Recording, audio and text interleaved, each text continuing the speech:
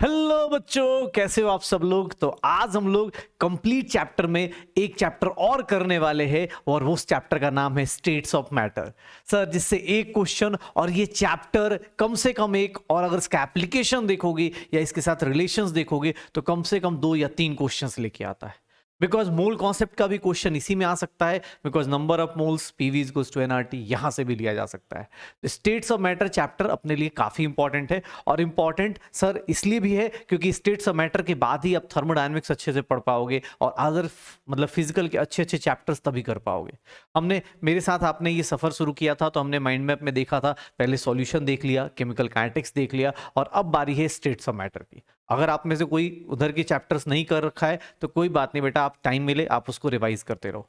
कुछ लोग का ये सर ये चैप्टर्स अभी ही करने या एक ही बार करने या 2 बार करने 4 बार करने, बेटा आपकी मर्जी है। अगर आपको लगता है कि मैं रिवीजन खुद से नहीं कर पा रहा हूं और मुझे रिवीजन करने के लिए मैं इस कान में एक ऑडियो लगा लेता हूं और मैं फटाफट पढ़ाई शुरू कर देता हूं, तो आप उसका भी यूटिलाइजेशन कर सकते हो। आप इसको सर जैसे चाहे, सर आप ना बस ये सोचो कि क्या ये सीरीज मेरे लिए फायदेमंद है, आप इसको यूज करो। अगर आपके दोस्त के लिए फायदेमंद है उसको शेयर करो, बट ट्राई करो कि सर हाँ सर कंपटीशन में पार्टिसिपेट करना है, रेस जीतना है। रेस सिर्फ दौड़ना नहीं है, ये जीतना है। ये छोटे छोटे बाइट्स में जो आपको कैप्सूल्स दिए जा रहे हैं ना बेटा, वो इसीलिए दिए जा रहे हैं कि ये जो विटामिन छोटे छोटे फॉर्म में मिल रहे हैं वो इसीलिए दिए जा रहे हैं कि सर आपके अगर एक क्वेश्चन भी या 2 क्वेश्चन भी इससे सही होने शुरू हो गए, आपको एग्जाम में सर ये कंप्लीट चैप्टर सीरीज भी याद आ गई, तो आपका रिजल्ट सिक्योर हो जाएगा पक्का। तो चलो इस कड़ी को शुरू करते हैं, और आज हमारे पास एक बहुत सुंदर सा चैप्टर है स्टेट्स ऑफ मैटर, जिसके अंदर ओवरऑल देखें तो 4 पार्ट्स हम लोग तोड़ देते हैं। पहले शुरुआत में कुछ गैसियस लॉज आ जाते हैं, उसके बाद आइडियल गैस इक्वेशन और Dalton's law of partial pressure, इसके बीच में ही एक Graham's law of rate of diffusion effusion भी आता है, और तीसरा form kinetic theory of gases, and the fourth one liquefaction of gases. मैंने Graham's law of rate of effusion diffusion NCERT में आज के टाइम पे नहीं है, और अब एनटीए वाले एग्जैक्टली एनसीईआरटी बेस्ड होने लगे तो वो ज्यादा क्वेश्चन उनसे नहीं पूछते, लेकिन फिर भी हम पढ़ लेंगे। पहले पूछते थे, हो सकता है कभी उनका मूड बन जाए, कभी लड़ के आ जाए एनटीए वाला, मान लो उसके घर पे उसके बच्चे ने उसको डांट दिया हो, या उसके कहीं मतलब होता है ना कि बुरा दिन चल रहा हो, पता चला क्वेश्चन पूछ दे, तो बेटर है हम भी पढ़ लेंगे। सर इसमें एक लास्ट में आता है लिक्विड स्टेट, जो कि आप सर फिजिक्स के अंदर भी पढ़ते हो, लेकिन हाँ हम यहाँ पे थोड़ा सा उसके बारे में जरूर जानेंगे। ओके, तो चलो हम लोग स्टार्ट करते हैं गैसियस लॉज। और गैसियस लॉज में सबसे पहले जो लॉज आते हैं, गैसियस स्टेट के बारे में बात करूंगा। सबसे पहले जो हम लोग पढ़ते हैं, सर गैसियस स्टेट क्या होता है, तो गैसियस स्टेट क्या होगा, gaseous state is that state of matter, sir जहां पे दैट स्टेट ऑफ मैटर वो ऐसा स्टेट ऑफ मैटर है, that state of matter which has thermal energy greater than sir greater than thermal energy is greater than intermolecular force of attraction से बहुत ज्यादा होती है थर्मल एनर्जी, उसी को क्या बोलते हैं, उस स्टेट ऑफ मैटर को क्या बोलते हैं, गैसियस स्टेट। अब तुम बोलोगे सर थर्मल एनर्जी, याद करो थर्मल एनर्जी किसकी एनर्जी थी बेटा, अगर मैं यहां खड़ा हूं ना, अगर तब भी मेरे बॉडी की टेम्परेचर कितना रहेगा, 36 पॉइंट समथिंग मेंटेन रहेगा। क्यों? क्योंकि मेरे बॉडी के अंदर कॉन्स्टिट्यूएंट पार्टिकल्स, ब्लड मूव कर रहा है, हार्ट पंप हो रहा है, लंग्स काम कर रहा है, तो उसकी कुछ एनर्जी होगी, और वही एनर्जी जितनी मतलब थर्मल एनर्जी इज नथिंग, इसको क्या बोलते हैं कि sir energy due to motion of constituent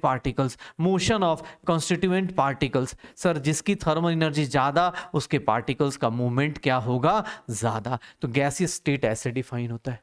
gaseous state के बारे में, गैस के बारे में बात करें तो सर क्या है, सर इनडेफिनिट वॉल्यूम है, इनडेफिनिट शेप है, सर इनडेफिनिट वॉल्यूम है, इनडेफिनिट शेप है। सर यहां पे अपने पास गैसेस के बारे में ये देखेंगे पक्का। सर ये कंप्रेसिबल होता है, इसकी डेंसिटी वॉल्यूम काफी ज्यादा होनी शुरू होती है, सर डेंसिटी कम होती है, लेस डेंसिटी होती है। सर इंटरमोलिकुलर डिस्टेंस क्या होता है, इंटरमोलिकुलर डिस्टेंस जो होता है वो सर बहुत ज्यादा हाई होता है, इंटरमोलिकुलर डिस्टेंस जो होता है वो बहुत ज्यादा क्या हो जाता है, हाई हो जाता है। इंटरमोलिकुलर डिस्टेंस इनका क्या रहता है, हाईएस्ट रहता है। तो गैसियस स्टेट को मैं डिफाइन करूंगा तो ऐसे करूंगा। फिर बात आती है कि सर गैसियस के ऊपर, गैसेस के ऊपर कौन कौन से लॉज लगते हैं, तो सबसे पहला लॉ जो हमारी लाइफ में आएगा and that is known as Boyle's law. जो सबसे पहला लॉ हम लोग पढ़ना शुरू करते थे वो बॉयल्स लॉ पढ़ते थे। ये क्या कहता था कि sir at constant temperature and pressure, at constant temperature and number of moles, अगर टेम्परेचर और नंबर ऑफ मोल्स कांस्टेंट हैं तो pressure is inversely proportional to volume, pressure is inversely proportional to volume. और जब इनवर्सली प्रोपोर्शनल होता है तो graph कैसा होता है, ऐसा होता है। फिर किसने बोला सर ये इसको K/V लिख सकते हैं क्या, K/V लिख सकते हैं क्या, या फिर कोई बोले तो सर इसको K/1/V लिख सकते हैं क्या। क्यों? क्योंकि K क्या हो जाएगा, प्रोपोर्शनलिटी कांस्टेंट। सर आपने ये ऐसे अलग अलग क्यों लिखा, बिकॉज क्वेश्चन पूछने वाला बेटा यहाँ पे क्वेश्चन ग्राफ से ही पूछता है, क्वेश्चन पूछने वाला यहाँ क्वेश्चन ग्राफ से ही पूछेगा। एक बात बताओ, मैंने ग्राफ किसका बनाया, प्रेशर वर्सेस वॉल्यूम का। सर अगर किसी ने ग्राफ ऐसा दे दिया, प्रेशर वर्सेस 1/, वॉल्यूम का ग्राफ दे दिया, तो प्रेशर वर्सेस 1/, वॉल्यूम का ग्राफ कैसा होगा, स्ट्रेट लाइन होगा। स्लोप कितना होगा, तो स्लोप क्या हो जाएगा इसका, K हो जाएगा। स्लोप क्या हो जाएगा, K हो जाएगा। पक्का? तो सर P, फिर किसने बोला सर इसका मतलब क्या है, P इज K/V, और इसका मतलब PV is equals to constant. Sir ये याद रखना, PV is equals to constant. अगर मैथमेटिकली दो लोगों का मल्टीप्लीकेशन कॉन्स्टेंट होता है तो अगर आपने प्रेशर इंक्रीज किया है तो वॉल्यूम क्या होगा, डिक्रीज। अगर आपने प्रेशर डिक्रीज किया है वॉल्यूम क्या हो जाएगा, इंक्रीज। इवन सर आप एक सिंपल सा रूल बताता हूं, PV is equals to constant दिया हुआ है।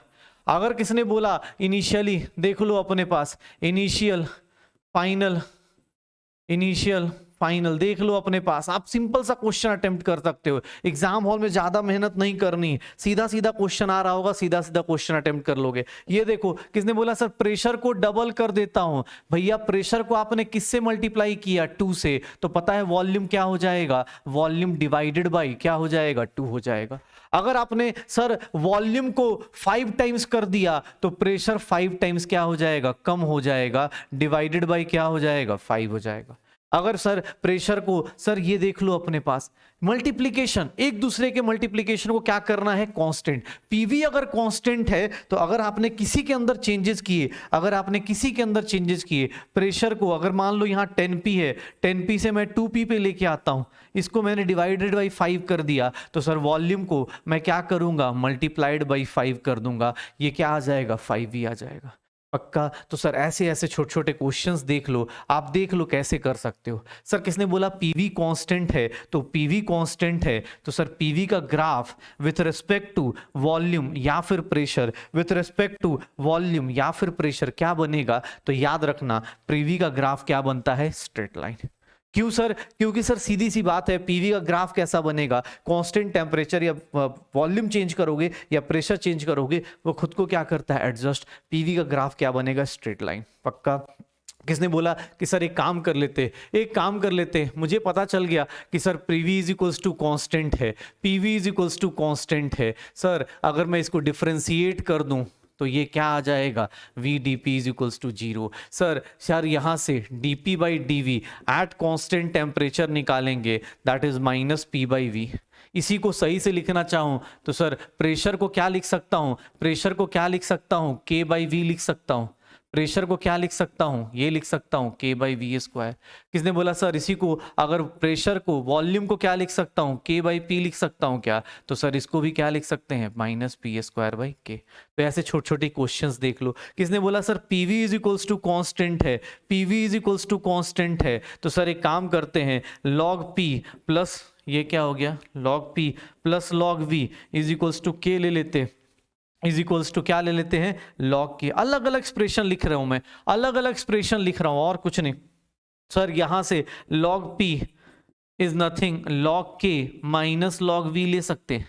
पक्का? सर अब इसको देख लो, अगर मैंने किसी ने बोला कि सर एक काम करते हैं, ग्राफ खींच देते हैं, किसका ग्राफ खींच देते हैं, log P versus log V का ग्राफ खींच देते हैं। log P वर्सेस ये क्या है, y एक्सिस पे है, ये क्या है, y एक्सिस पे है, ये क्या है आपका x एक्सिस पे है। तो सर ये जो स्लोप होगा वो कितना होगा, -1 होगा, और y इंटरसेप्ट कितना हो जाएगा, log K हो जाएगा।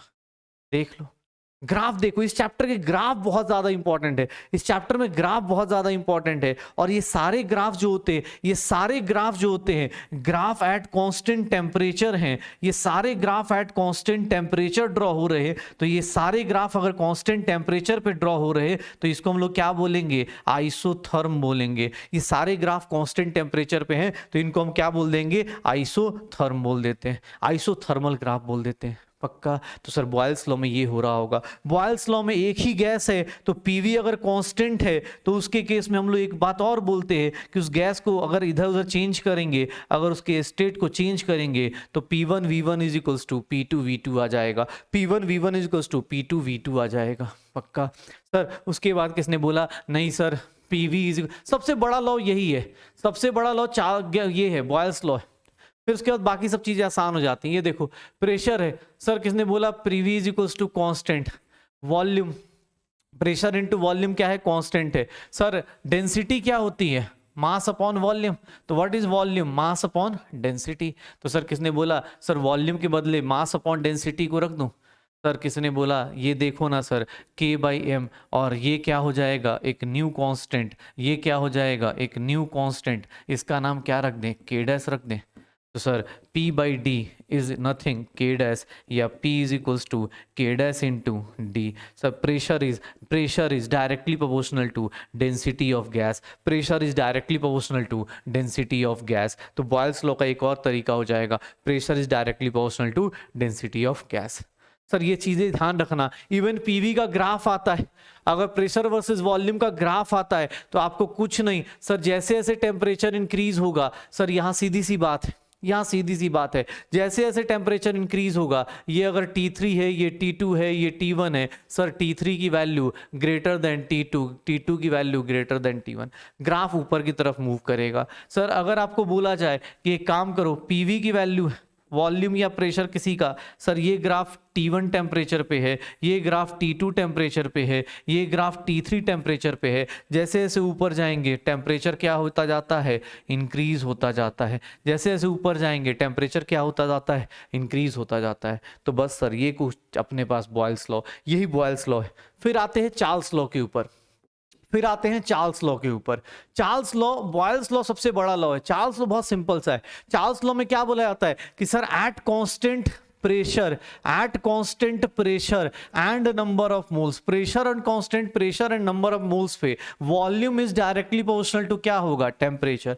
Volume is directly proportional to temperature, लेकिन याद रखना टेम्परेचर किस में होना चाहिए, केल्विन स्केल में। टेम्परेचर किस में होना चाहिए, केल्विन स्केल में। तो वॉल्यूम इज, सर यहाँ डायरेक्टली प्रोपोर्शनल का ग्राफ अपने पास हटाते हैं, के क्या है, प्रोपोर्शनलिटी कांस्टेंट। क्या क्या है, प्रोपोर्शनलिटी कांस्टेंट, इसकी वैल्यू अलग अलग होगी। के क्या है, प्रोपोर्शनलिटी कांस्टेंट है, ये के क्या है, प्रोपोर्शनलिटी कांस्टेंट। तो सर के V/T is nothing a constant, V/T is nothing a constant.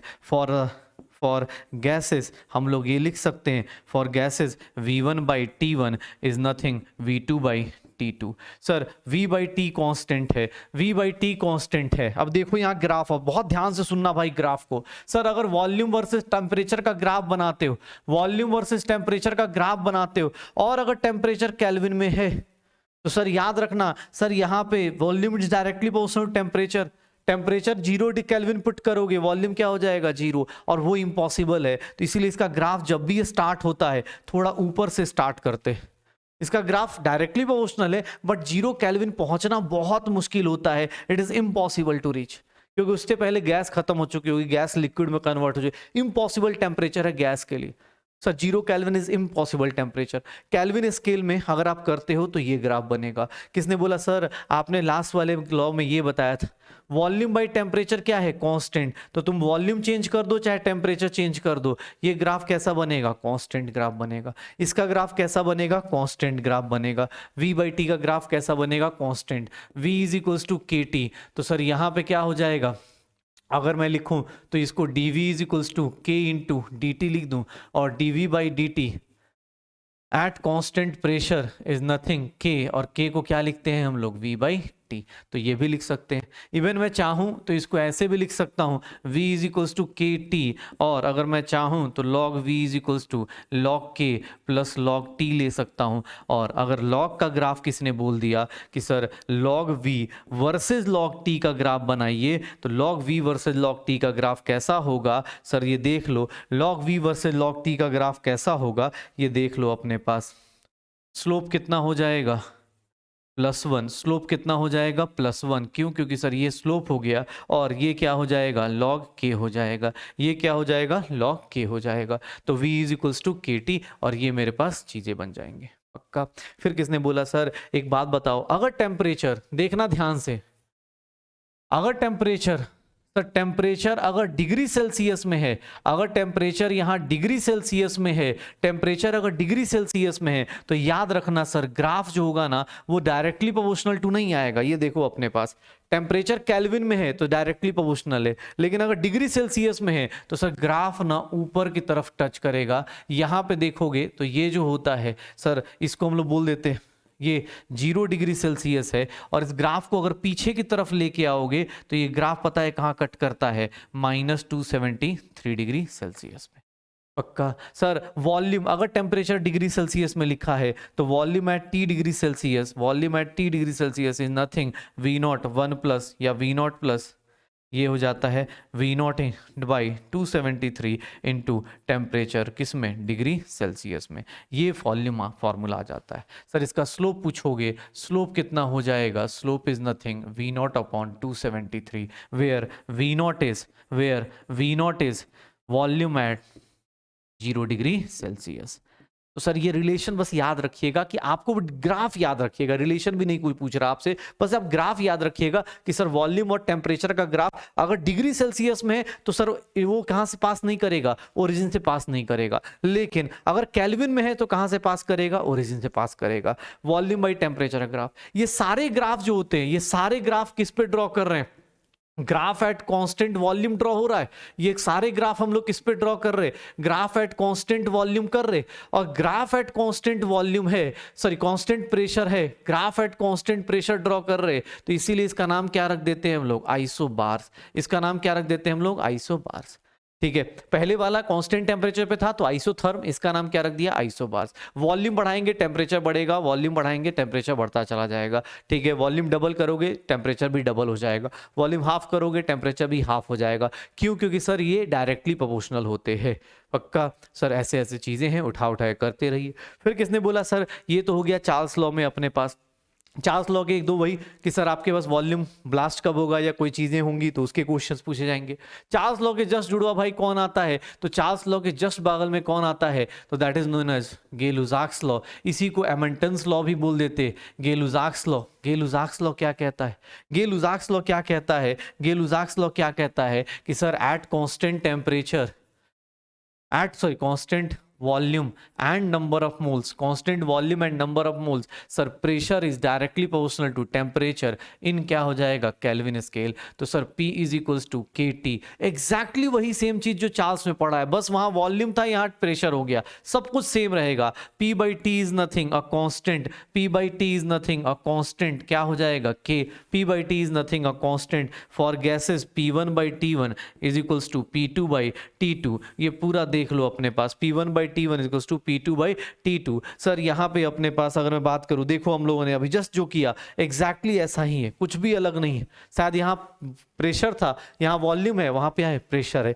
तो सर चार्ल्स लॉ और गे-लुसाक्स में ज्यादा डिफरेंस नहीं। आप अगर ग्राफ भी बनाते हो तो सर ग्राफ में देखोगे वॉल्यूम, सॉरी प्रेशर वर्सेस, अगर मैं देखूं pressure versus temperature in kelvin scale में बना दूं, टेम्परेचर इन केल्विन स्केल बनाऊंगा तो सर इसका भी स्टार्ट जो होगा वो ऐसे जा रहा होगा, 0 kelvin is impossible temperature, 0 kelvin is impossible temperature, 0 kelvin is impossible temperature पक्का।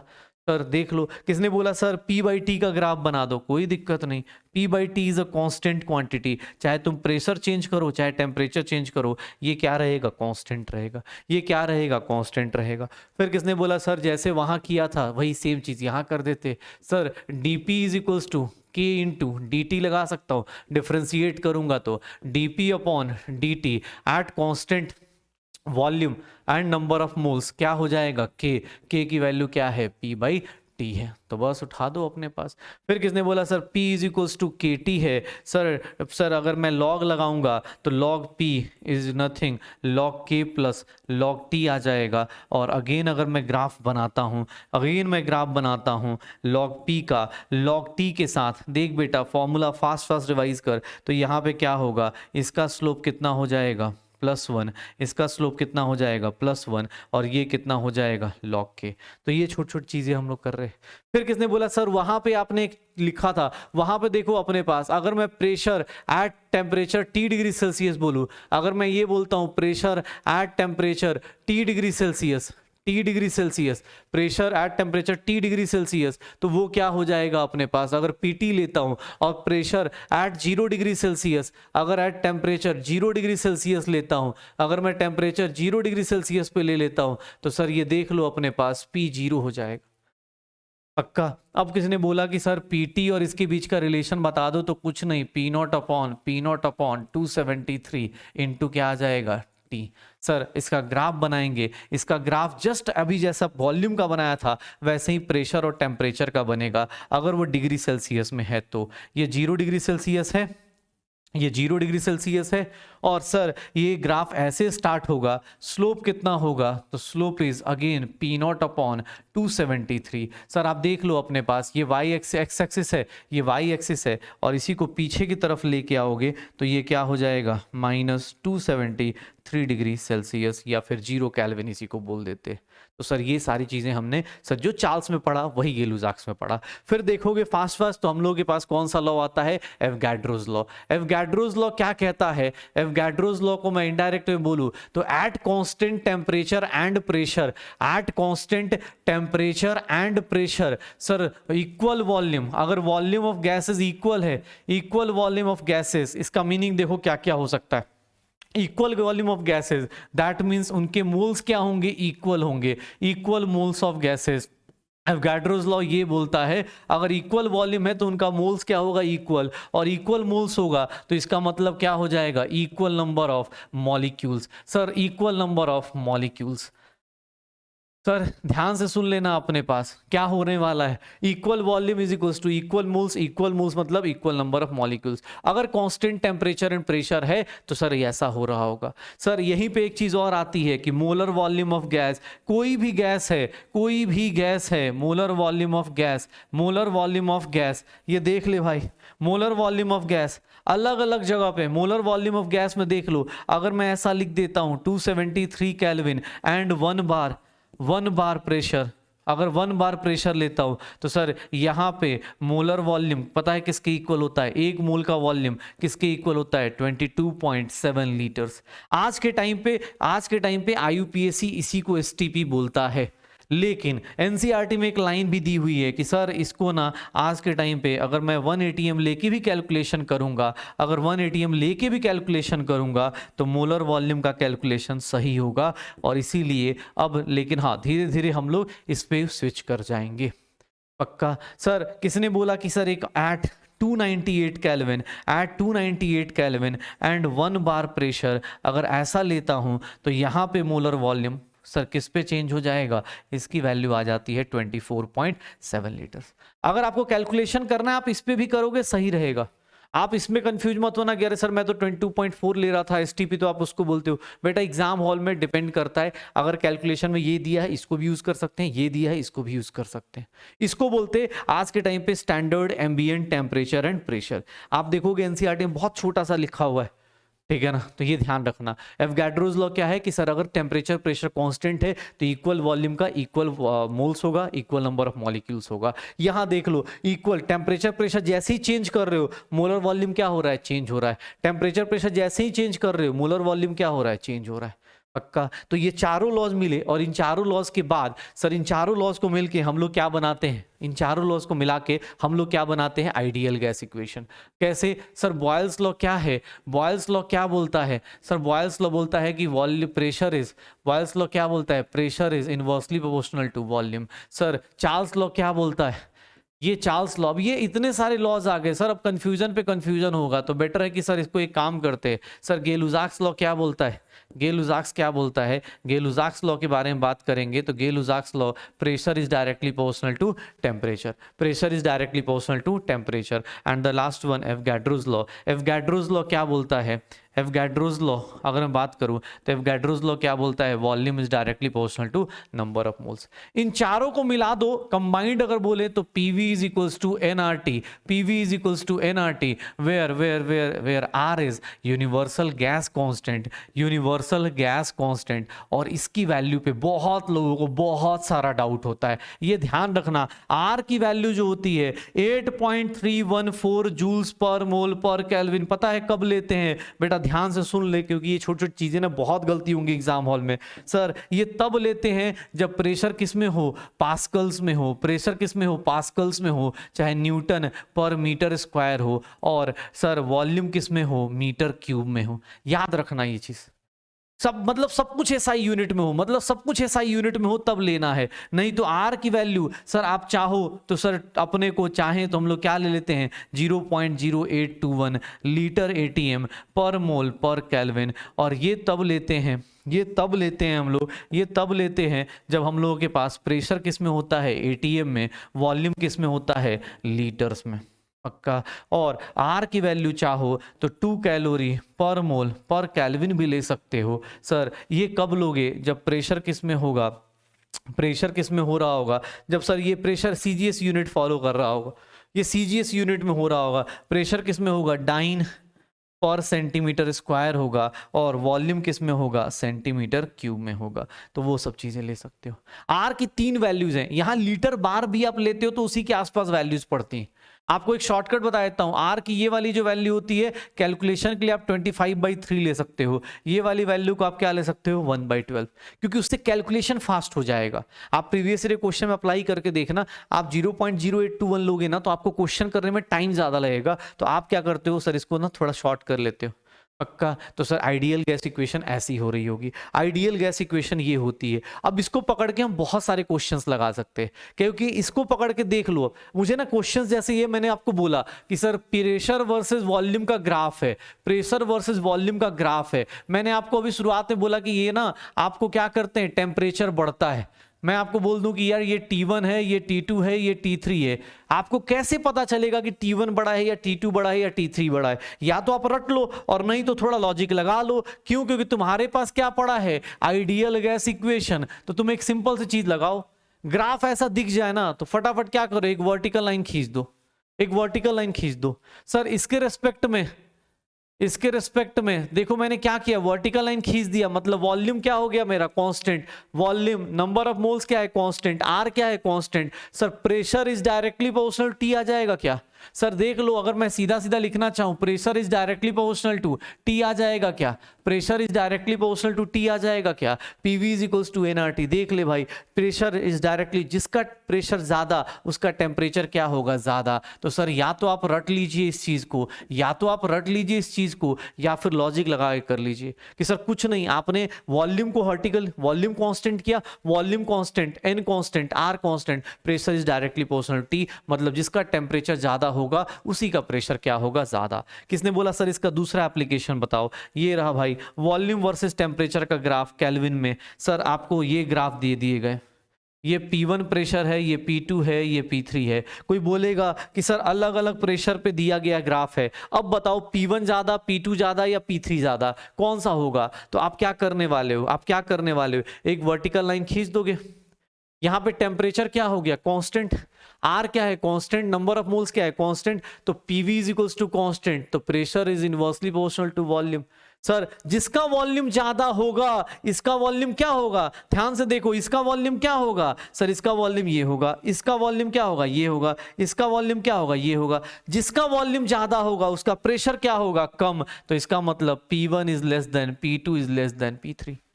सर आप या तो रट लीजिए कि सर ऊपर जाते हैं तो प्रेशर क्या होता है, डिक्रीज होता है, या फिर आप लॉजिक लगा के भी कर सकते हो कि सर आपको वॉल्यूम, प्रेशर वर्सेस टेम्परेचर का ग्राफ दिया हो, यहां V1 V2 V3 दिया हुआ है, ध्यान से देख लो अगेन अपने पास।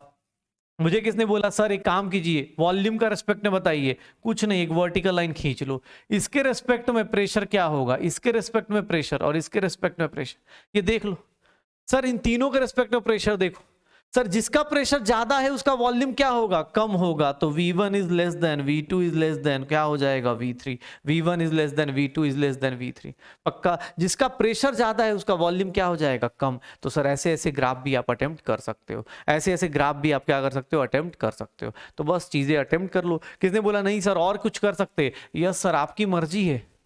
मैंने एक ग्राफ और बताया था कि वॉल्यूम हो चाहे प्रेशर हो, ये ग्राफ जो होते T1 है, ये T2 है, ये T3 है, ध्यान से देखो अपने पास।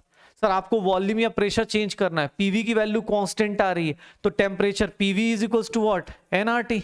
पीवी की वैल्यू इस पॉइंट पे कांस्टेंट है, इस पॉइंट पे कांस्टेंट है, इस पॉइंट पे कांस्टेंट है, लेकिन अगर टेम्परेचर बढ़ाओगे तो पीवी की वैल्यू क्या होगी, बढ़ेगी। इसीलिए सर यहाँ पे आंसर क्या आ जाता है, T3 greater than T2 greater than T1। Sir अगर मैं यही चीज इसके लिए लगाना शुरू करूं, वॉल्यूम बाई टेम्परेचर, वॉल्यूम और टेम्परेचर बढ़ाने से, सर इस ग्राफ का यहाँ पे P1 ले लेता हूँ, यहाँ P2 ले लेता हूँ, यहाँ P3 ले लेता हूँ। सर वॉल्यूम बाई टेम्परेचर क्या है, constant, volume by PV is equals to NRT, PV is equals to NRT, तो volume by T, V by T is nothing, N R by क्या आ जाएगा P। Volume by temperature is inversely proportional to, sir volume by temperature is inversely proportional to pressure. Pressure बढ़ाओगे तो value क्या होगी, volume by temperature की कम हो जाएगी। प्रेशर बढ़ाओगे तो वॉल्यूम क्या हो जाएगा, V बाई टी की वैल्यू क्या हो जाएगी, कम हो जाएगी। तो सर ग्राफ के क्वेश्चन या तो आप रट लो और नहीं तो लॉजिक लगा दो कि V by T is inversely proportional to pressure, तो जिसका प्रेशर कम होगा उसका वॉल्यूम क्या होगा, सबसे ज्यादा, V बाई टी की वैल्यू क्या होगी, ज्यादा। तो ये ग्राफ वाले क्वेश्चन हो जाते हैं।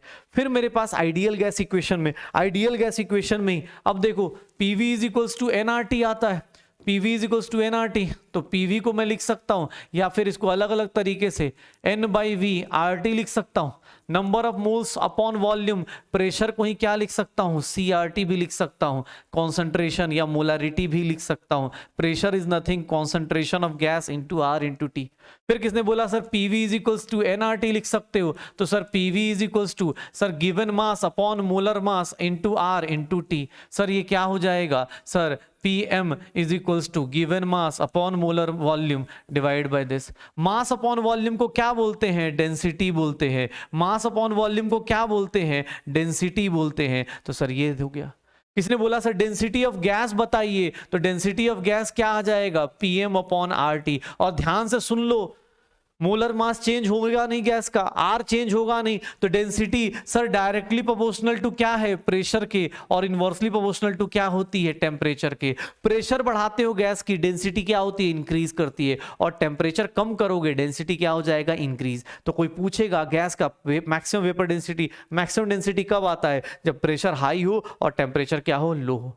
जब डेंसिटी की बात आती है तो यहीं पे गैस के लिए एक टर्म डिफाइंड होता है, और गैस का एक टर्म डिफाइंड होता है, that is nothing vapour density. And vapour density is nothing density of gas at same temperature and pressure divided by sir density of hydrogen gas at same temperature and pressure।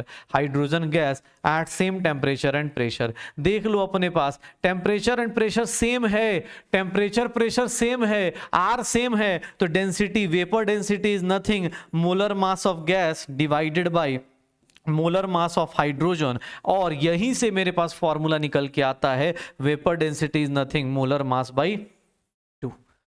बस तो vapour density निकालते रहो। अब देखो vapour density आ गई, density हो गई, ideal gas equation हो गया, आइडियल गैस इक्वेशन के ऊपर ग्राफ के क्वेश्चंस हो गए। तो इन सब करने के बाद मेरे पास आता है Dalton's law of partial pressure.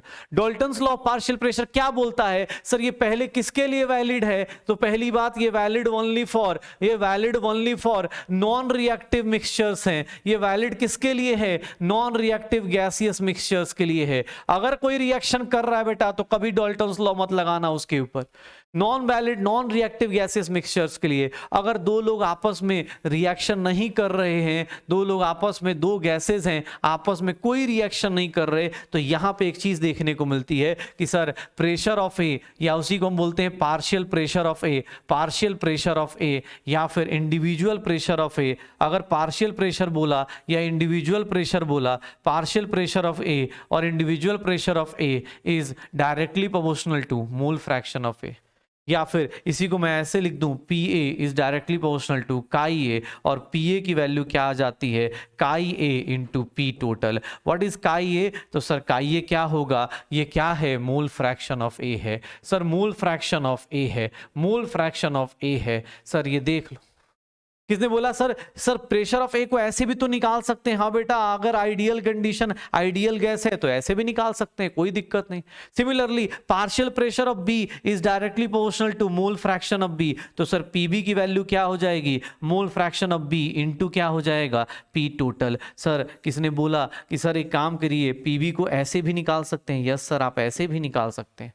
किसने बोला सर टोटल प्रेशर कितना होगा, अरे पी टोटल कितना होगा, तो कुछ नहीं sir, P A plus PB भी तो कर सकता हूं मैं, पी ए प्लस पीबी भी तो कर सकता हूं बेटा। सर इस साल का क्वेश्चन था, इस साल का क्वेश्चन था, शायद आप देखोगे जाके आपको पता चलेगा। टोटल प्रेशर निकालने के लिए आप चाहते तो सर ऐसे भी निकाल सकते थे, n A n B R T by V करके निकाल सकते थे। पक्का? तो सर ऐसे भी किया जा सकता है। That is what Dalton's law of partial pressure. Dalton's law of partial pressure इसी के बारे में डिस्कशन कर रहा होता है कि सर क्या क्या चीजें हैं, नॉन रिएक्टिव गैसेस मिक्सचर्स है। Partial pressure of A is nothing mole fraction of A into P total, partial pressure of B is nothing mole fraction of B into P total. अगर by the way आपको mole fraction याद नहीं आ रहा तो बेटा आप solution वाले topic में जाके देखो, मोल कॉन्सेप्ट वाले टॉपिक में रिवाइज करके देखो, वहां पे आपको मोल कॉन्सेप्ट पता चल जाएगा, मोल फ्रैक्शन का कॉन्सेप्ट पता चल जाएगा।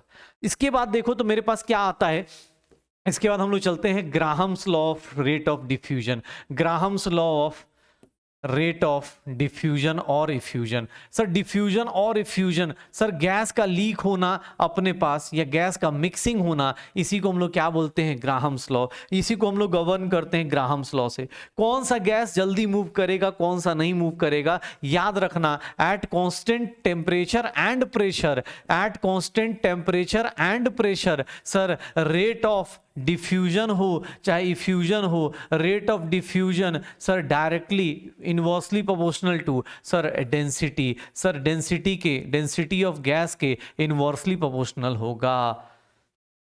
सर डेंसिटी ऑफ गैस क्या होता है, पीएम अपॉन आर टी। अगर टेम्परेचर कांस्टेंट है, प्रेशर कांस्टेंट है, आर कांस्टेंट है, तो उस केस में डेंसिटी इज नथिंग मोलर मास के डायरेक्टली प्रोपोर्शनल। तो rate of diffusion is, rate of diffusion बोलो चाहे इफ्यूजन बोलो, इन दोनों का रेशियो सर ये क्या हो जाएगा, under root molar mass of gas, molar mass of gas. मतलब सर रेट ऑफ गैस कितना डिफ्यूज है, इफ्यूज करेगा, अगर मैं आर से इसको रिप्रेजेंट करूंगा तो 1 अंडर रूट डेंसिटी, या फिर अगर मैं बात करूं तो अंडर रूट एम हो जाएगा।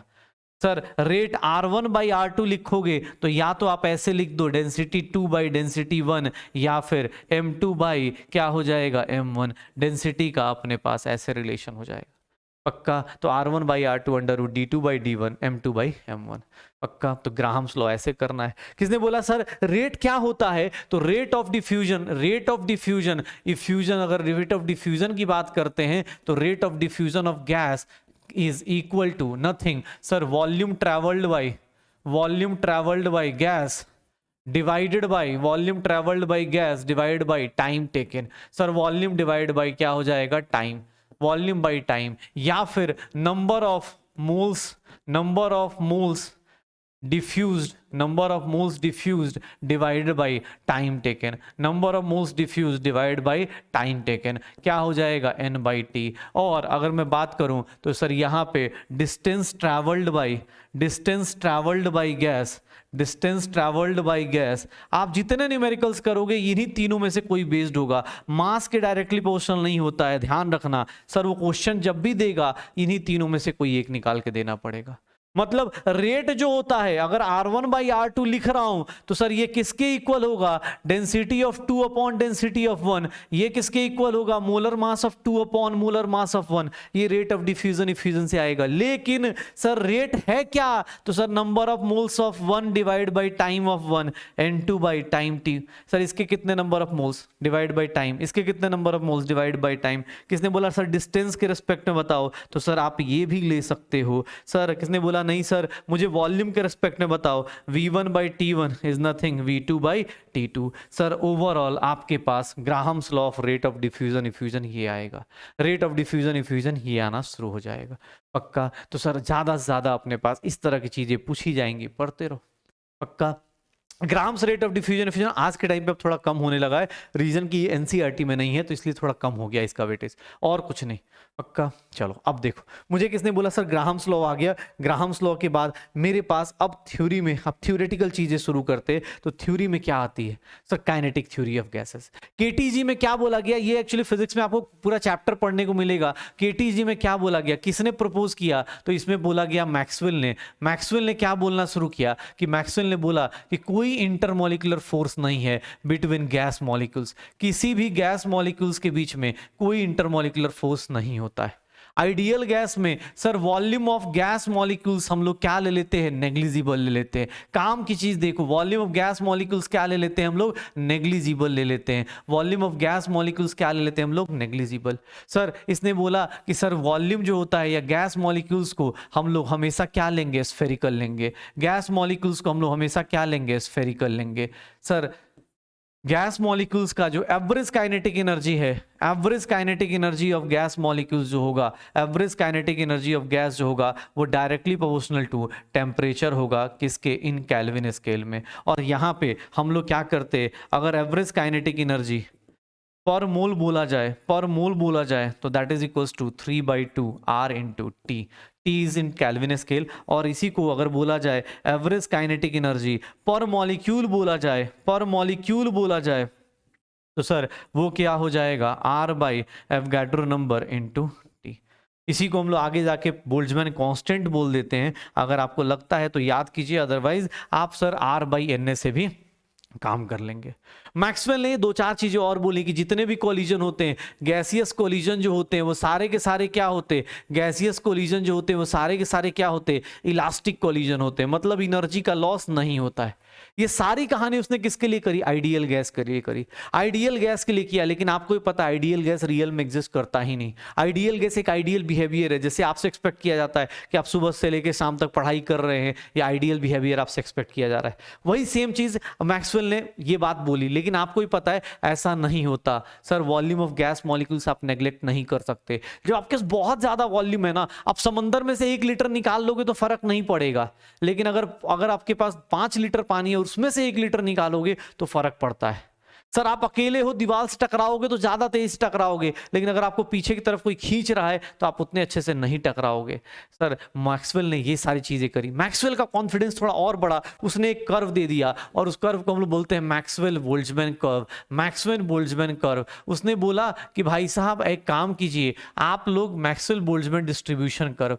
इसने क्या करा, स्पीड ऑफ गैस मॉलिक्यूल्स ना 3 निकाल दी। ध्यान से देखना, मैक्सवेल बोल्ट्जमैन कांस्टेंट कर्व्स क्या है, तो सर इसको बोला गया कि सर यहाँ पे क्या है, ये है फ्रैक्शन ऑफ मॉलिक्यूल्स। ये क्या है, फ्रैक्शन ऑफ मॉलिक्यूल्स है एक्स वाई एक्सिस पे, और इधर क्या है, तो इधर स्पीड है। सर यहाँ देखना ध्यान से, इसने एक कर्व बनाया और उस कर्व में देखने को क्या मिला, सर इस कर्व में 3 वेलोसिटीज हमें देखने को मिली। एक ऐसी वेलोसिटी देखने को मिली जो सर सबसे ज्यादा मॉलिक्यूल्स क्या कर रही हैं, पोजेस कर रही हैं। पहली स्पीड जो 3 टाइप्स की स्पीड हमें देखने को मिली, 3 types of molecular speed of gases मिली हमें, मॉलिक्यूलर स्पीड्स ऑफ गैसेस मिला। और 3 टाइप के मॉलिक्यूलर गैस स्पीड क्या मिला, तो सर पहला जो अपने पास मिलेगा उसको बोलते हैं most probable speed. Most probable speed, sir most probable speed, sir इसी को हम लोग लिखते हैं सर VMP से लिख देते हैं, और VMP की वैल्यू होती है 2p बाई डेंसिटी या फिर √2 RT बाई m हो जाएगा, √2 RT बाई m हो जाएगा। फिर किसने बोला सर सबसे हाईएस्ट स्पीड कौन सी है, सबसे हाईएस्ट स्पीड देखोगे तो इसको हम लोग बोल देते हैं VRMS, और अगर बीच की बात करें तो सर ये कौन सा होगा, V एवरेज होगा। तो सर दूसरा स्पीड कौन सा होता है, average speed. Average speed, average speed क्या हो जाएगा, ध्यान से देखो अपने पास, V average is under root 2 by, V average is, अगर मैं देखूं तो V एवरेज देखोगे तो under root sir 8 by pi P by D, या फिर under root 8 RT by 5M हो जाएगा। ठीक है सर, कोई बोले P बाई डी को आप RT बाई M क्यों लिख रहे हो, बिकॉज अभी एक हमने इक्वेशन लिखा था PM इज इक्वल्स टू क्या लिखा था, DRT। तो sir P by D is nothing, RT by M लिख सकते हैं ना आइडियल गैस इक्वेशन से। सर ये बीच का जो एवरेज स्पीड है ये है। किसने बोला सर टॉप मोस्ट स्पीड क्या होगा, तो टॉप मोस्ट स्पीड देख लो अपने पास, that is known as VRMS, root mean square speed. Root mean square speed, root mean square speed. Sir root mean square speed की वैल्यू देखोगे तो सर इसकी वैल्यू होती है VRMS की under root sir 3P by D, या फिर under root 3RT by under root 3RT by M हो जाएगा पक्का। तो VRMS सर अलग अलग टाइप की speed, most probable, average speed, और क्या हो जाएगा अपने पास VRMS, V root mean square speed. तो ये छोटी छोटी चीजें हम लोगों ने कर ली। उसके बाद मैक्सवेल बोल्ट्जमैन डिस्ट्रीब्यूशन कर्व में तीनों के तीनों स्पीड को देखोगे, सर तीनों के तीनों स्पीड में अपने पास रिलेशन देखोगे। सर ये देख लो अपने सर VRMS, सब में एक चीज देखने को कॉमन मिलेगी, सर इसका देख लो। सर अपना तीनों स्पीड को देखो, सर आप तीनों स्पीड को देख लो, 8 RT by pi M, sir इन तीनों स्पीड को देख लो, सर ये 3 RT बाई सर M। इन तीनों स्पीड में टेम्परेचर के डायरेक्टली प्रोपोर्शनल है और मोलर मास के इनवर्सली प्रोपोर्शनल है। सर इनका रेशियो लोगे, इसका क्या आ जाएगा √2, इसका क्या आ जाएगा 8 बाई पाई, और इसका क्या आ जाएगा √3, यही होगा। और ध्यान रखना अगर टेम्परेचर बढ़ाओगे सर तीनों टाइप की स्पीड क्या होगी, बढ़ेगी, और मोलर मास बढ़ाओगे सर वेलोसिटी क्या होगी, कम होगी। तो ग्राफ में अगर ग्राफ वाइज बात करेंगे तो मैक्सवेल डिस्ट्रीब्यूशन कर्व में दो चीजें होती हैं, मैक्सवेल डिस्ट्रीब्यूशन कर्व में दो चीजें होंगी। सर अगर ये टेम्परेचर T1 है, ये T2 है, ये T3 है, देख लो स्पीड बढ़ रही है कहाँ पे, स्पीड कहाँ बढ़ रही है, यहाँ पे फ्रैक्शन ऑफ मॉलिक्यूल्स हैं, यहाँ फ्रैक्शन ऑफ मॉलिक्यूल्स हैं। सर ये ना क्वेश्चन पूछा जा सकता है, सर क्या होगा स्पीड में, देख लो अपने पास T1 is less than T2 is less than T3, क्योंकि टेम्परेचर बढ़ाओगे ग्राफ किधर की तरफ शिफ्ट होता है, राइट की तरफ, मतलब स्पीड बढ़ जाती है। अगर वही चीज मैं ऐसे बना दूं, ये मोलर मास 1 है, मोलर मास 2 है, ये मोलर मास 3 है, इधर फ्रैक्शन ऑफ मॉलिक्यूल्स हैं। सर बताओगे सर किसकी स्पीड ज़्यादा है, किसकी स्पीड ज़्यादा है, इस वाले की स्पीड ज़्यादा है, इस वाले की स्पीड ज़्यादा है। तो सर जिसकी स्पीड ज़्यादा है इसका मतलब उसका मास क्या होगा, कम होगा, क्योंकि सर मोलर मास बढ़ाते हैं तो सर स्पीड अपने पास क्या होती जाती है, कम होती जाती है। तो सर अगर देख लो जिसकी स्पीड ज़्यादा है उसका मास क्या होगा, कम होगा। तो यहाँ पे क्वेश्चन आ जाता है टेम्परेचर बढ़ाओगे तो ग्राफ राइट साइड, मास बढ़ाओगे ग्राफ किधर मूव करेगा, लेफ्ट साइड मूव करेगा पक्का। तो सर ये छोटी छोटी चीज़ें आती हैं। फिर मेरी लाइफ में आता है रियल गैस का एनालिसिस करना, रियल गैस का एनालिसिस करना या वैन डर वाल इक्वेशन। सर यहाँ पे देखो ये सारी कहानी किसके लिए हो गई, तो सर ये सारी कहानी हम लोगों ने देख लिया आइडियल गैस के लिए, लेकिन यार रियलिटी में ये है कि रियल गैस एग्जिस्ट करती है, आइडियल गैस तो होती ही नहीं है। रियल गैस का एनालिसिस देखो सर, सबसे पहली चीज सर आप जो ये पढ़ रहे हो PV is equals to nRT, ये गलत अपने पास कैसे है, ये इसको हम लोग आइडियल गैस इक्वेशन बोल देते। लेकिन सर आज के टाइम पे रियल गैस में क्या होता है, रियल गैस में देखोगे तो सर रियल गैस का प्रेशर करेक्शन देखोगे, प्रेशर करेक्शन देखोगे तो सर रियल गैस में क्या होता है, आपका प्रेशर अलग होता है। कैसे, आप सर अगर अकेले थे, आपका इंटरमॉलिक्यूलर फोर्स नहीं था, तो आप गए और आपने क्या करा, प्रेशर लगा दिया, ये क्या था, आपने आइडियल गैस लिया। आप अकेले थे, गए टकरा के आ गए, तो ये किसका, आइडियल गैस का प्रेशर है। आपने क्या कंसिडर किया है, यहाँ पे कोई इंटरमॉलिक्यूलर फोर्स नहीं है। लेकिन अगर यही बॉल अब दोबारा जाए और ये बॉल दोबारा रिटर्न आए, लेकिन इस टाइम पे इंटरमॉलिक्यूलर फोर्स अगर कंसीडर किया जाएगा, तो सर अब आपका प्रेशर कौन सा हो जाएगा, real.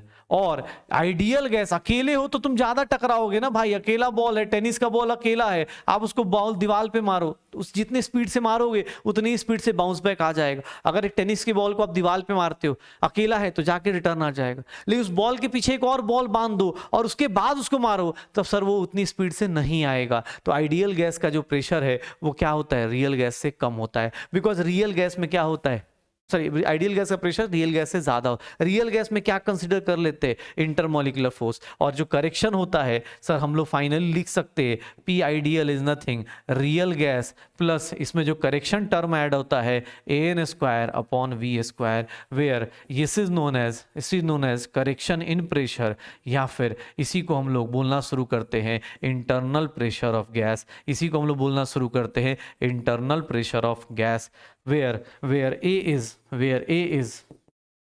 is van der Waal gas constant, where A is van der Waal gas constant, A क्या है, van der Waal gas constant है, जो किस पे डिपेंड करता है, it represents intermolecular force, it represents intermolecular force को रिप्रेजेंट कर रहा होता है। सिमिलरली किसने बोला सर वॉल्यूम में भी तो करेक्शन है, यस सर ये सारा का सारा वॉल्यूम में भी करेक्शन आएगा। वॉल्यूम में करेक्शन क्या होता है sir, volume of ideal gas का लेते हो, वॉल्यूम ऑफ आइडियल गैस या वॉल्यूम फॉर आइडियल गैस लेते हो तो सर आप क्या करते हो, आप आइडियल गैस का वॉल्यूम क्या ले लेते हो, वॉल्यूम ऑफ कंटेनर ले लेते हो, सीधा सीधा वॉल्यूम ऑफ कंटेनर ले लेते हो, क्या वी ले लेते हो। क्यों, क्योंकि आपको लगता है कि यार गैस मॉलिक्यूल्स का वॉल्यूम क्या है, नेग्लिजिबल है। किसने बताया आपको, मैक्सवेल ने। लेकिन भाई एक बात बता, हो सकता है दुनिया के रिस्पेक्ट में, पूरे अर्थ के रिस्पेक्ट में मेरा वॉल्यूम क्या हो, कुछ नहीं हो, जीरो हो मेरा वॉल्यूम उसके दुनिया के रिस्पेक्ट में, लेकिन यार मैं कहीं पे खड़ा हूं, मैं कार में अगर बैठा हूं तो कार के रिस्पेक्ट में मेरा वॉल्यूम क्या है, सिग्निफिकेंट है। आप दुनिया के रिस्पेक्ट में, कोई स्पेस में बैठा है तो मुझे नहीं पहचान पाएगा, मुझे नहीं देख पाएगा, लेकिन अगर मैं कार में बैठा हूं तो सर मेरा वॉल्यूम सिग्निफिकेंट है, दूर से पता चल जाएगा कि सर कार में बैठे। तो सर देख low volume of ideal gas और वॉल्यूम ऑफ रियल गैस में डिफरेंस आएगा, वॉल्यूम ऑफ आइडियल गैस और वॉल्यूम फॉर रियल गैस दोनों में डिफरेंस आएगा। ये क्या होता है, volume of container minus volume of gas molecules. जो चीज आपने नेग्लेक्ट कर दी थी अब यहां पे नेग्लेक्ट नहीं करेंगे। और ये क्या होता है, इसी को हम लोग बोल देते हैं सर, ये देख लो अपने पास सर, ये क्या हो जाएगा V minus n b, sir volume for real gas. ये क्या है, तो सर इसी को बोल देते हैं हम लोग एक्सक्लूडेड वॉल्यूम, जो आपने छोड़ दिया था, या फिर इसी को हम लोग क्या बोल देते हैं, को वॉल्यूम, जो आपने अपने पास, ये देख लो एक्सक्लूडेड वॉल्यूम, या फिर क्या बोल देते हैं, को वॉल्यूम। तो वॉल्यूम फॉर रियल गैस ये हो जाता है। ये दोनों करेक्शंस करते हैं तो मेरे पास एक इक्वेशन आती है और that is known as van der Waals gas equation. ये मेरे पास एक इक्वेशन आती है that is known as van der Waals gas equation. Sir वो क्या है, तो सर ये अपने पास फाइनली मेरे पास क्या आ जाएगी, P, और ये क्या हो जाएगा V minus n b, and that is equals to nRT। Sir van der Waals ने क्या किया, प्रेशर में करेक्शन किया, वॉल्यूम में करेक्शन किया, और उसकी वैल्यू किसके इक्वल कर दी, nRT। अगर एक मोल लेते हैं फॉर 1 मोल, अगर 1 मोल लेते हैं तो सर वॉल्यूम क्या हो जाता है, वॉल्यूम को क्या लिख दें, मोलर वॉल्यूम लिख दें, वॉल्यूम क्या हो जाएगा, मोलर वॉल्यूम, और इसी को हम लोग क्या लिखेंगे, Vm। देखना ध्यान से, अगर 1 मोल लेते हैं तो सर ये फॉर्मूला कैसा दिखता है, ये ऐसा दिखेगा क्या, पक्का। तो सर रियल गैस एनालिसिस में पहला करेक्शन किया गया, आइडियल गैस और रियल गैस में डिफरेंस देखा गया, और यहां पे करेक्शंस करके ये देखा गया कि भैया क्या क्या चीजें और अलग अलग हो सकती हैं, ये चीजें आई। फिर किसने बोला सर एक बात बताओ ये कौन सी गैस, रियल गैस और उसमें आइडियल गैस में और डिफरेंस करने के लिए कुछ बताओ। तो एक वर्ड आया मेरी लाइफ में and that is known as compressibility factor. Compressibility factor क्या मेजर करता है, इसको जेड से रिप्रेजेंट करते हैं। It represents sir deviation of real gas, ये रियल गैस का डेविएशन दिखाता है, कहां से, from ideal gas behaviour, ideal gas behaviour से इसका सर अपने पास अलग चल रहा होगा डेविएशन। तो कंप्रेसिबिलिटी फैक्टर जेड को कैसे डिफाइन करते हैं, तो सर हम लोग ये लिख देते हैं PV अपॉन nRT, या फिर इसी को लिखना चाहें तो जेड की वैल्यू एक और हो सकती है, रियल गैस का volume, molar volume, divide by ideal gas का मोलर वॉल्यूम। जेड की वैल्यू ये होती है, तुम खुद से देख लो। For ideal gas ideal gas के लिए सर जेड की वैल्यू कितनी हो जाएगी? आइडियल गैस के लिए पीवी की वैल्यू क्या होती है? एनआरटी के इक्वल। तो सर यहां से जेड की वैल्यू कितनी आ जाएगी? 1 आ जाएगी। आइडियल गैस के लिए जेड की वैल्यू क्या हो जाती है? 1। रियल गैस में क्या होगा? ऑब्वियस है ना सर, वो आइडियल गैस नहीं है, मतलब वहां पे PV is not equals to nRT, मतलब सर यहाँ पे जेड की वैल्यू नॉट इक्वल्स टू 1, और इसका मतलब जेड की वैल्यू या तो ग्रेटर देन 1 होगी या जेड की वैल्यू लेस देन 1 होगी। यही मीनिंग होगा। अगर जेड की वैल्यू ग्रेटर देन 1 है, जेड की वैल्यू ग्रेटर देन 1 आ रही है, और अगर जेड की वैल्यू लेस देन 1 आ रही है, दो ही केस हो सकते हैं रियल गैस में ना, दो ही केस हो सकते हैं। 1 तो हो नहीं सकते तुम, 1 हो नहीं सकते, क्योंकि 1 होते ही तुम्हारा क्या हो जाएगा? Ideal behaviour. लेस देन 1 होगा या फिर ग्रेटर देन 1 होगा। सर अगर ग्रेटर देन 1 है, इसका मतलब सर रियल गैस का वॉल्यूम अपॉन आइडियल गैस का वॉल्यूम, सर ये क्या हो जाएगा? Greater than 1। मतलब रियल गैस का वॉल्यूम किससे ज्यादा है? आइडियल गैस के वॉल्यूम से ज्यादा है। अब तुम बोलो सर इससे क्या मतलब? भाई तुम्हारा वॉल्यूम ज्यादा हो चुका है, आइडियल गैस का वॉल्यूम 22.4 है, तुम्हारा वॉल्यूम 22.4 से ज्यादा हो गया। इसका मतलब क्या है? तुम्हारा सर फोर्स मॉलिक्यूल्स क्या है? पास पास है या दूर दूर हैं? तुम्हारे मॉलिक्यूल्स दूर दूर हैं, तुम्हारा तभी तो वॉल्यूम ज्यादा होगा। अगर तुम्हारा वॉल्यूम ज्यादा आ रहा है, इसका मतलब कि सर आपके अंदर अट्रैक्टिव फोर्स क्या है? कम है। आपके अंदर कौन सा फोर्स डोमिनेट कर रहा है? रिपल्सिव फोर्स क्या कर रहा है? डोमिनेट कर रहा है। रिपल्सिव फोर्स क्या कर रहा है? डोमिनेट कर रहा है। सर अगर आपके अंदर रिपल्सिव फोर्स डोमिनेट कर रहा है, मतलब आपको कंप्रेस करना बहुत मुश्किल है। सर आप क्या हो जाएंगे? लेस कंप्रेसिबल हो जाएंगे। आप क्या हो जाएंगे? लेस कंप्रेसिबल हो जाएंगे। लेकिन अगर जेड लेस देन 1 है, मतलब सर रियल गैस का volume upon volume of ideal gas, ये वैल्यू क्या आ जाएगी? Less than 1। मतलब सर रियल गैस का वॉल्यूम कम आ जाएगा आइडियल गैस से। और इसका सिग्निफिकेंस क्या है? तो सर इसका सिग्निफिकेंस ये है कि आप इसको आसानी से, इसमें क्या होगा? अट्रैक्टिव फोर्स क्या कर रहा है? अगर आपका वॉल्यूम कम आ रहा है, आप लोग आप दोस्त यहां सोचो ना, रियल में आपके और आपके दोस्त के बीच में बहुत बड़ा वॉल्यूम है, मतलब आपकी दोस्ती उतनी अच्छी नहीं है, क्योंकि अगर अच्छा दोस्त होगा तो पास में आएगा और आपको कंप्रेस करना आसान होगा। यहां अट्रैक्टिव फोर्स क्या करेगा? डोमिनेट करेगा। यहां अट्रैक्टिव फोर्स डोमिनेट करेगा। यहां पे बात करेंगे तो सर ये हाईली कंप्रेसिबल हो जाएगा। ये क्या हो जाएगा? हाईली कंप्रेसिबल हो जाएगा। हाईली कंप्रेसिबल हो जाएगा। तो ये छोटी छोटी चीजें हैं, अट्रैक्ट करते करते रहो, हाईली कंप्रेसिबल हो जाएगा। तो जेड की वैल्यू से ये पता चल जाता है।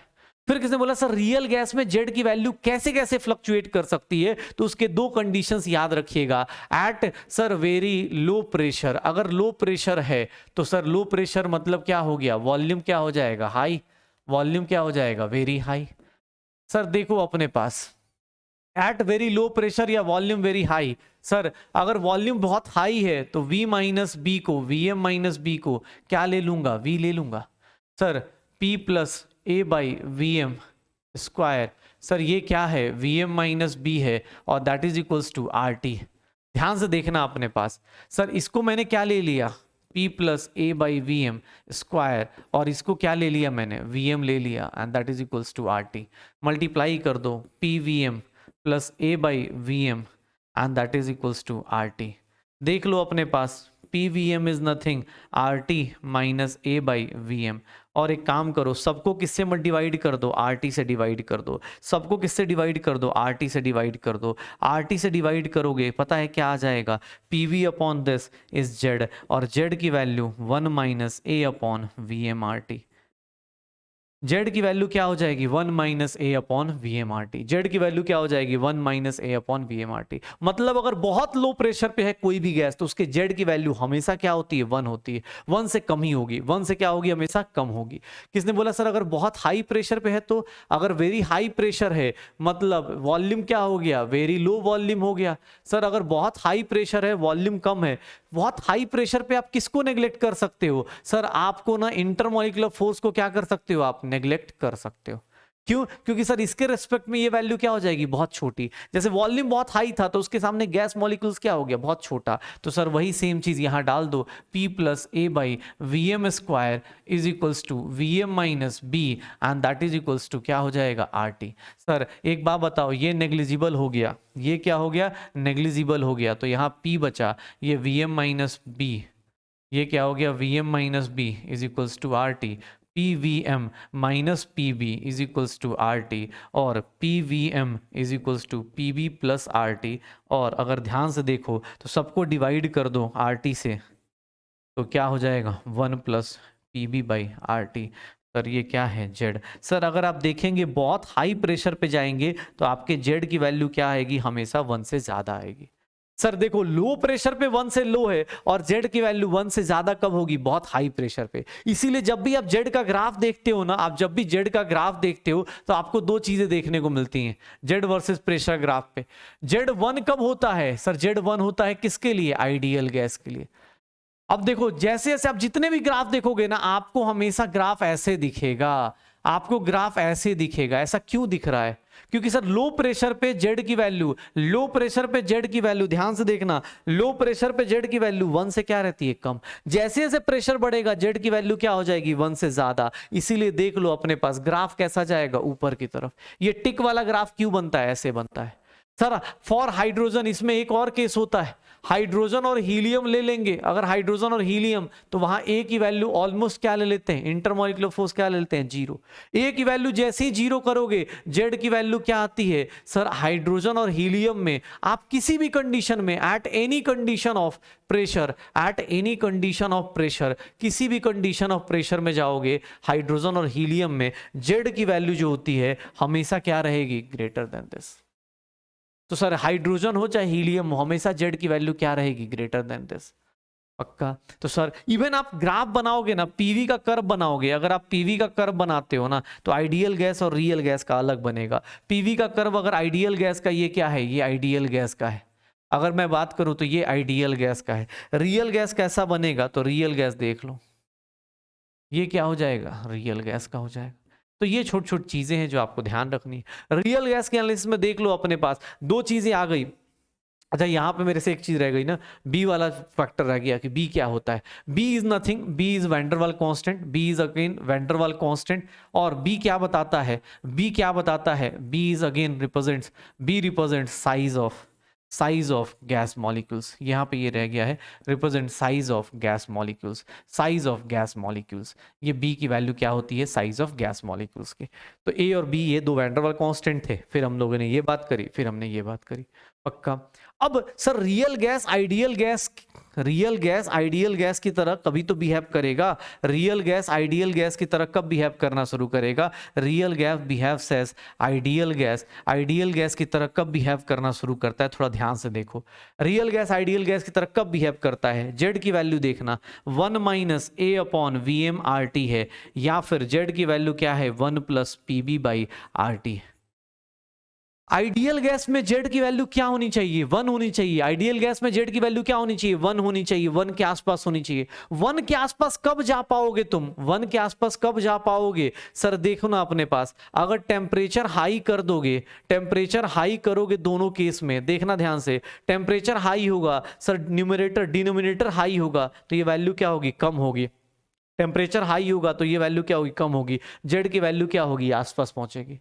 या फिर प्रेशर क्या करो अपने पास, प्रेशर क्या करना शुरू करो, लो कर दो। सर यही दो कंडीशन है जब रियल गैस किसकी तरह बिहेव करना शुरू करता है, आइडियल गैस की तरह। देख लो प्रेशर लो होगा मतलब ये वैल्यू क्या हो जाएगी, कम, तो जेड की वैल्यू 1 के आसपास। प्रेशर लो हुआ मतलब वॉल्यूम क्या हो गया, हाई, तो ये वैल्यू भी क्या हो गई, कम, जेड की वैल्यू किसके आसपास, 1 के आसपास। तो दो कंडीशन है, टेम्परेचर हाई होना चाहिए, प्रेशर क्या होना चाहिए, लो होना चाहिए। कंडीशंस लगा लगा के अपने क्वेश्चंस करते रहिए। किसने बोला sir real gas ideal gas की तरह बिहेव करेगा, तो यहां पे एक टेम्परेचर भी डिफाइंड हो जाता है and that is known as Boyle's temperature. Boyle's temperature क्या होता है, इसको हम लोग टीबी से रिप्रेजेंट करते हैं। टीबी से क्या है, तो सर ये क्या है, ये temperature at which ideal gas behaves, real gas behaves as ideal gas, ideal gas की तरह बिहेव करना शुरू करता है, उसी को क्या बोलते हैं, बॉयल्स टेम्परेचर। और टीबी की वैल्यू क्या हो जाती है, ए अपॉन आर बी हो जाती है। टीबी की वैल्यू क्या हो जाती है, ए अपॉन आर बी हो जाती है। पक्का। तो बॉयल्स टेम्परेचर क्या है। अच्छा अब देखो गैस पढ़ा, गैस के अंदर हमने चीजें करी, गैस में अब ये चीज देखनी शुरू करें कि भैया कौन सा टेम्परेचर क्या होगा, किस तरह की बातें करेगा। ये सारी चीजें करने के बाद अब मेरे पास जो आता है वो होता है लिक्विफेक्शन ऑफ गैसेस। पहले हमने गैस पढ़ा, गैस को हमने क्या करा, देखा कि हाँ यार ये गैस अलग है, ये इसके लॉज हो गए, इसकी आइडियल बिहेवियर हो गया, इसका नॉन आइडियल बिहेवियर हो गया।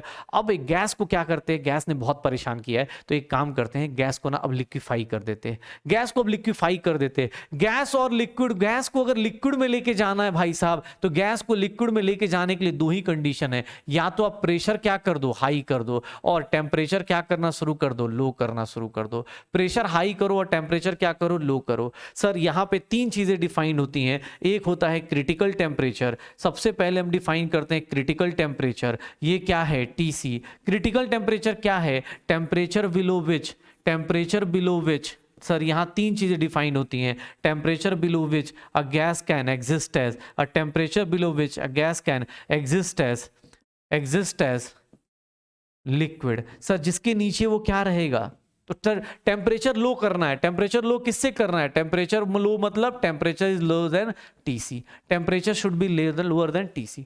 टीसी क्या है, जिसके नीचे क्या रहेगा, गैस लिक्विड की तरह, और टीसी की वैल्यू जो होती है 8A/27 RB हो जाती है, 8A/27 RB। सर इसी तरह से प्रेशर के बारे में बात करेंगे तो जहाँ पे प्रेशर लेते हैं उसको हम बोलते हैं क्रिटिकल प्रेशर, पीसी बोल देते हैं। और पीसी का वैल्यू क्या होता है sir, pressure above which, pressure above which, जिस प्रेशर के ऊपर gas can exist as liquid. Sir temperature कम करना है और प्रेशर क्या करना है, ज्यादा करना है, तो pressure above which gas can exist as liquid। तो सर PC की वैल्यू क्या आ जाएगी, PC की value is nothing A/27 B²।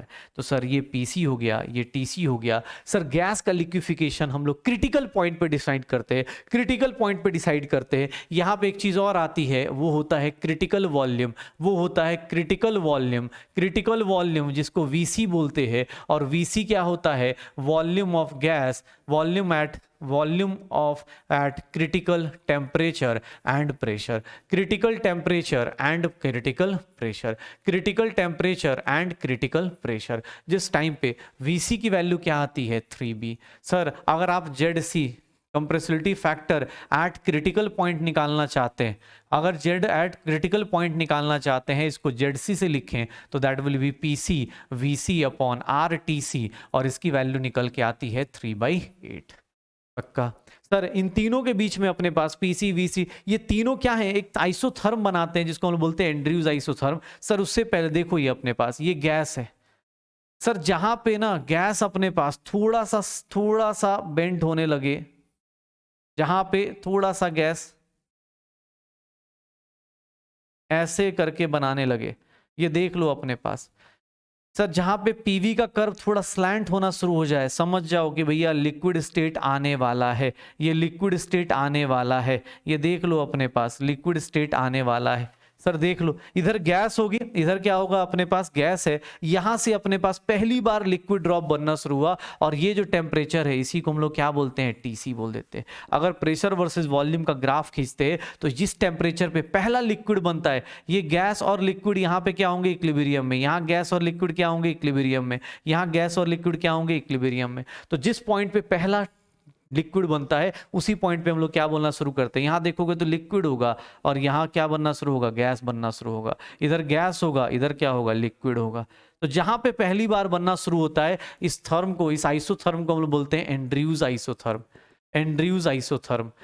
Sir ये जहां पे पहली बार आपका लिक्विड बनना शुरू होता है उसी टेम्परेचर को क्या बोलते हैं, क्रिटिकल टेम्परेचर। तो क्रिटिकल टेम्परेचर में टेम्परेचर इससे कम होना चाहिए और प्रेशर क्या होना चाहिए, ज्यादा। तो गैस को लिक्विफाई कर देते हैं हम लोग, लिक्विफिकेशन ऑफ गैसेस हो गई। सर ये छोटी छोटी चीजें हैं जहां पे आप ऐड करो, critical temperature, critical pressure, critical volume, gaseous state की यही सारी बातें हैं जो हमें पढ़नी थी। अब किसने बोला कि सर गैसियस स्टेट में और क्या क्या हो सकता है, तो गैसियस स्टेट में एक दो चीजें और हैं जिसमें हम लोग गैसियस स्टेट जब आप NCERT में एंड कर रहे होते हो तो वहां पे आता है liquid state. Liquid state sir कौन सा स्टेट है, जहां इंटरमॉलिक्यूलर फोर्स और थर्मल एनर्जी बीच बीच के है, जहां इंटरमॉलिक्यूलर डिस्टेंस भी क्या है, सॉलिड और गैस के बीच का है, जहां इंटरमॉलिक्यूलर फोर्स भी क्या है, सॉलिड और गैस के बीच का है। लिक्विड स्टेट क्या है, वो बीच वाला बच्चा है जो सर दोनों साइड से, मतलब सॉलिड से कम है कहीं पे और कहीं गैस से थोड़ा कम है, बीच वाले बच्चे को हम लोग, इसको हम लोग ज्यादातर फिजिक्स में पढ़ते हैं, लेकिन हाँ केमिस्ट्री में जो पोर्शन है वो मैं यहाँ पे रिवाइज करा देता हूँ आपको। सर केमिस्ट्री में जो केमिस्ट्री में लिक्विड में पढ़ना है, पहली चीज हम लोग लोग पढ़ते हैं वेपर प्रेशर। पहली चीज हम लोग जो पढ़ते हैं वो वेपर प्रेशर होता है। वेपर प्रेशर आपको ही पता है सर, आपने सॉल्यूशन का वीडियो देख लिया होगा तो आपको पता है वेपर प्रेशर किसके किसके ऊपर डिपेंड करता है।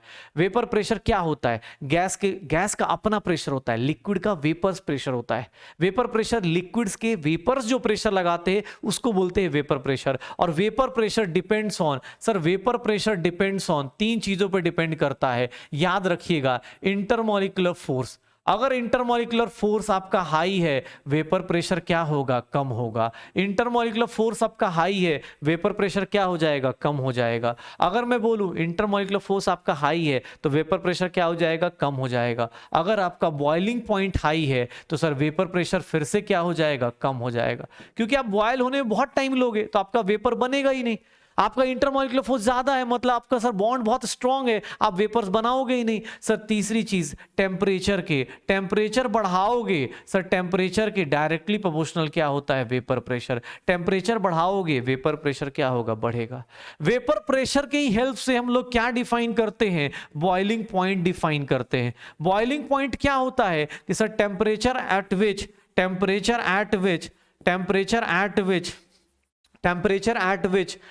सर क्या हो जाए? Vapour pressure of liquid becomes equal to, vapour pressure of liquid is equal to atmospheric pressure. Vapour pressure of liquid is equal to atmospheric pressure. Vapour pressure of liquid is equal to atmospheric pressure, जिस temperature पे equal हो जाए। Sir याद करो हमने solution में एक graph पढ़ा था कि सर अगर वेपर प्रेशर है और इधर टेम्परेचर है तो सर अगर ये एटमॉस्फेरिक प्रेशर का ग्राफ है, एटमॉस्फेरिक प्रेशर की लाइन है, तो जैसे जैसे आप टेम्परेचर बढ़ाओगे वेपर बढ़ता जाएगा बढ़ता जाएगा बढ़ता जाएगा, और जिस पॉइंट पे टच करेगा वही पॉइंट क्या कहलाता था? बॉइलिंग पॉइंट कहलाता था। वही पॉइंट क्या कहलाता था? बॉइलिंग पॉइंट कहलाता था। ये सेम चीज हमने पढ़ रखी है, पक्का। सर लिक्विड स्टेट में एक दूसरी चीज जो होती है, जो दूसरी चीज हमें पढ़नी होती है वो है सरफेस टेंशन। सरफेस टेंशन क्या है? सर अगर बल्क के अंदर लिक्विड में अगर बल्क के अंदर देखोगे तो सर बल्क के अंदर जो पार्टिकल्स हैं उनका नेट फोर्स कितना हो जाता है? जीरो। उनका नेट फोर्स कितना हो जाता है? जीरो। उनका नेट फोर्स कितना हो जाता है? जीरो। सर इनका नेट फोर्स जीरो है। लिक्विड के अंदर जो पार्टिकल्स हैं इनका नेट फोर्स जीरो है, बट जो सरफेस के पार्टिकल्स हैं सर उनका नेट फोर्स क्या होता है? Not equals to zero. F net क्या होता है? Not equals to zero. तो sir because of this surface tension क्या है? जो ये फोर्स लगता है पर यूनिट लेंथ, जो ये फोर्स पर यूनिट लेंथ लगता है इसी को क्या बोलते हैं? Surface tension. And because of surface tension आपको दूध के ऊपर मलाई मिलनी शुरू हो जाती है। सर याद रखना liquid drops, because of surface tension liquid drops क्या होते हैं? स्फेरिकल। They are spherical. क्यों? क्योंकि सर स्फेरिकल में क्यों होते हैं? Because of surface tension liquid tries to achieve, liquids tries to reduce surface area। सर सरफेस एरिया को क्या करना चाहते हैं? वो लोग कम करना चाहते हैं। सर इसी कारण because of surface tension sir upper जो लेयर्स होगी, अपर लेयर जो होगा, upper layer of liquid, sir upper layer of liquid किस तरह बिहेव करना शुरू करता है? Upper layer of liquid behaves as stretched membrane. Sir अपने को ये सब कुछ स्ट्रेच्ड मेम्ब्रेन की तरह बिहेव करना शुरू होता है। दूध के ऊपर जो मलाई जमती है वो इसी कारण जम रही होती है। स्फेरिकल क्यों होते हैं? बिकॉज इन 3 डायमेंशन में सर स्फेयर का सबसे कम एरिया होता है। Sphere has least surface area, सबसे कम सरफेस एरिया होता है, दैट्स वाई लिक्विड ड्रॉप्स होते हैं। सरफेस टेंशन के कारण ये सारी चीज होती है। फिर लास्ट में हमारे पास जो थर्ड चीज आती है वो होती है viscosity. Viscosity is nothing, sir viscosity is nothing. ये पूरा आप जो भी 2 लाइन में पढ़ रहे हो फिजिक्स में एक टॉपिक है ये। विस्कोसिटी इज नथिंग, लिक्विड के बीच में friction, friction between liquid layers, friction between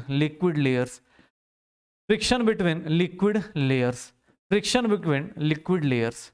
sir याद रखना अपने पास विस्कोसिटी, अपने पास जब भी बात करेंगे विस्कोसिटी फोर्स, विस्कस फोर्स जो होगा अगर एफ से डिनोट करते हैं तो ये सर क्या होता है? एरिया के डायरेक्टली प्रोपोर्शनल, और वेलोसिटी ग्रेडियंट के, ये क्या है? Velocity gradient. सर इसके डायरेक्टली प्रोपोर्शनल होता है वेलोसिटी ग्रेडियंट के।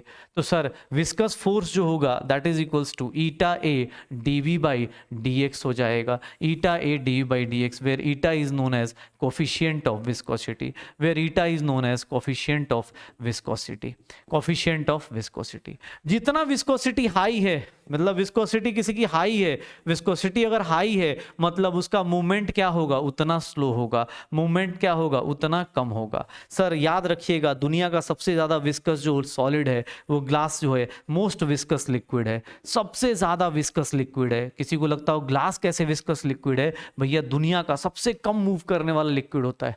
आप बोलो सर देखने में सॉलिड है, नहीं भैया आप सॉलिड स्टेट में जानते हो, या जो लोग 11th में वाले देख रहे होंगे तो भैया सॉलिड स्टेट में आप पढ़ोगे ग्लास के अंदर क्या होता है, लिक्विड कैरेक्टर होता है। ग्लास ना अगर 100 साल के लिए छोड़ दिया जाए तो धीरे धीरे क्या करता है, नीचे की तरफ मूव करता है। तो glass is most viscous liquid. अच्छा एक चीज और, टेम्परेचर बढ़ाने पे ध्यान रखना, टेम्परेचर बढ़ाने पे सर, टेम्परेचर बढ़ाने पे आपका वेपर प्रेशर ऑफ लिक्विड क्या होता है, टेम्परेचर बढ़ाने पे वेपर प्रेशर ऑफ लिक्विड बढ़ता है, लेकिन सरफेस टेंशन क्या होता है, कम हो जाता है। क्यों? क्योंकि सर आप दूध को गर्म कर दो, आपको क्या मिल जाएगा, वो मलाई की लेयर टूट जाएगी, आपको दिखेगी भी नहीं। जो दूध के ऊपर मलाई की लेयर बनती है because of surface tension. And last one, अगर सर आप ना इसको विस्कोसिटी को भी देखोगे तो टेम्परेचर राइज होने पे सर विस्कोसिटी भी क्या होती है, डिक्रीज हो जाती है। टेम्परेचर बढ़ाओगे वेपर प्रेशर बढ़ेगा, सरफेस टेंशन कम होगा, विस्कोसिटी क्या हो जाएगी, कम हो जाएगी। पक्का? तो सर ये सारा चैप्टर हम लोगों ने देखना शुरू किया था, और हमने स्टार्ट किया था अपने पास गैसियस लॉज से, और वहां से हमने देखना शुरू किया। ये पूरा चैप्टर हमने फिनिश किया।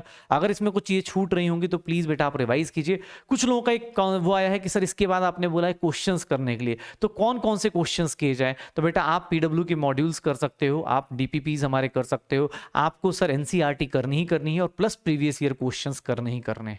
आपको बार बार बोल रहा हूं, आप इस वीडियोस को एज अ रिवीजन, जब भी आप लगता हो कि नहीं यार मैं खुद से रिवीजन नहीं कर पा रहा हूं, तब इन वीडियोस को आप देखना शुरू करो। पूरा कंप्लीट चैप्टर 1 घंटा 10 मिनट में आपका पूरा खत्म करा दिया जाएगा। पक्का? यहां कॉन्सेप्ट्स नहीं बनेंगे, हाँ कॉन्सेप्ट की रिवीजन जरूर हो जाएगी और फॉर्मूलाज सारे रिवाइज हो जाएंगे। आप इस चैप्टर को 10 बार, 4 बार, 5 बार, जितनी बार हो सकता है, अगर आप नोट्स खुद के नहीं पढ़ सकते तो आप इसको फॉलो करो। अगर आप किस दोस्त को हेल्प कर सकते हो तो उसको बताओ कि यार ये ऐसे भी कर सकते हैं, क्योंकि जब पॉजिटिविटी होती है तो सारे इन्वायरमेंट को लेकर रिजल्ट बनाया जाता है। पक्का? तो चलो अगले सेशन में मिलते हैं, तब तक के लिए एंजॉय करते रहो, पढ़ाई करते रहो।